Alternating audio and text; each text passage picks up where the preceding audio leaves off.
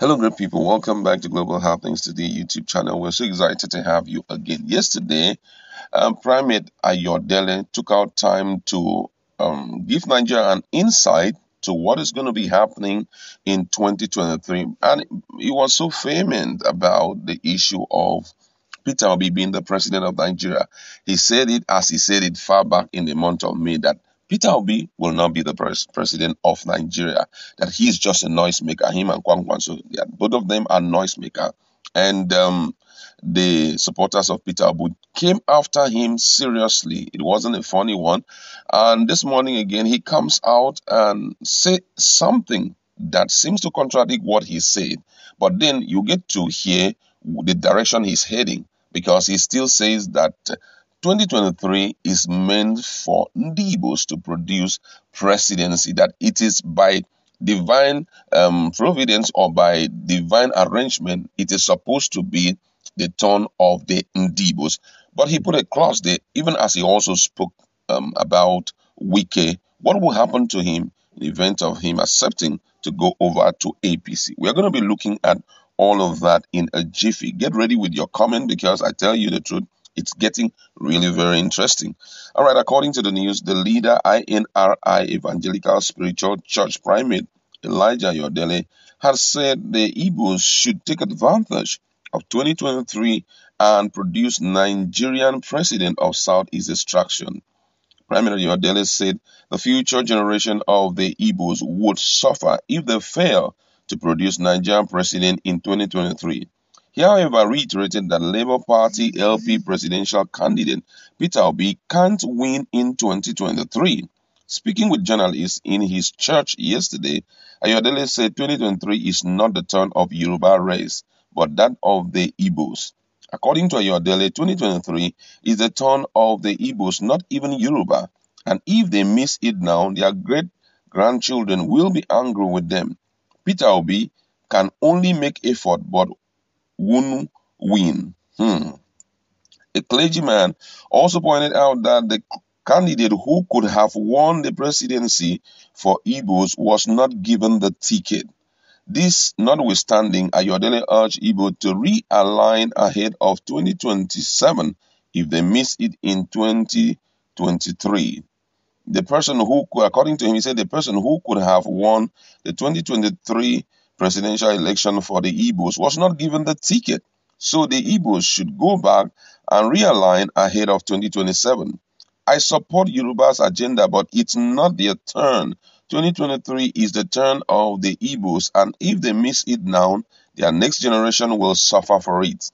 He further cautioned Governor Nyesom Wike of Rivers State against dumping the People Democratic Party (PDP). The clergyman warned that Wike's political career will be over if he dumps PDP for the All Progressive Congress (APC). According to him, he said Wike leaving PDP to APC is the end of his political career. When we won Umahi and Ayade, they felt we were making noise. Now they know Wike should not take the wrong step. APC and PDP are no longer good for Nigeria. They are not a glorious party that will take Nigeria to the next level, even with their chairman. They picked the wrong person as chairman, he further stated. Right now, I think most people will be confused with what the pastor is saying, the man of God is saying. Yeah, a lot of his prophecies have come to pass in one way or the other. But then, looking at a lot of things, it's a little bit very gloomy, bleak, or for us to really say we understand perfectly what he's saying. He said it's the turn of the Ndibos, but keep emphasizing that Peter Obi will not win the election. So who is the ideal person that would have won the election and on what platform? That's the big question that I want you to answer in the comment section. But then I have seen in life that most people run their race without taking into consideration whatever prophecy or whatever anybody is saying at the other end. Because according to the scripture, it said that he that observes the weather will never sow. You understand? So it therefore means that the issue of waiting for it to be well predicted is not just it. And it's amazing for someone to say that I'm a prophet of God and I'm looking the Igbos are the ones that are supposed to take power. But because of their lackadaisical attitude or whatever, they are not going to see that happen.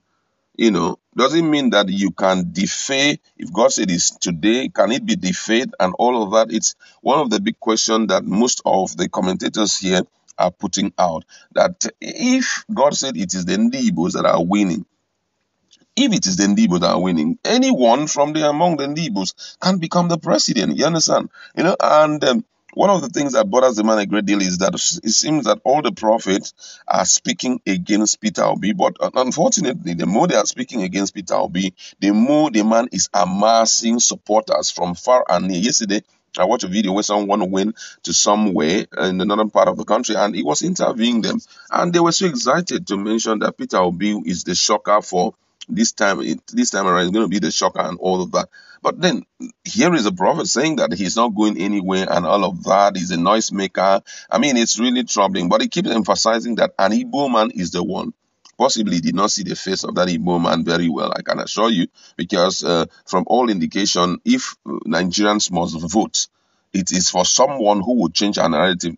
From what I have seen, the youths already are tired of the status quo. They want a change, and that change should not come from someone who had already stolen from us, from someone who will not change anything. They are looking for someone who have capacity, someone who can change our position, change our ideology, build Nigeria up, at least, if not for anything, take Nigeria out of where we are economically and security wise, because that is the crux of the issue right now. And that's why I'm shocked that people are still playing ethnicity card.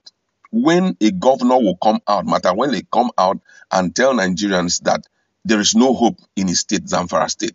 Already we have seen the same thing happen in other states. Someone like Zolom will not come out to tell us that, oh, there's no hope for us and all of that. But every activity going on in his state points to that direction, that there is no hope from them. So if your own people who are in power, whom you believe can change the narrative, are giving this negative confession, why don't you sit back, throw away ethnic sentiment, and begin to target someone who have a track record and hold tenaciously to the person so that he can take us out of where we are currently? Most people have lost their entire family because of insecurity. Some have lost the things that they have worked for years.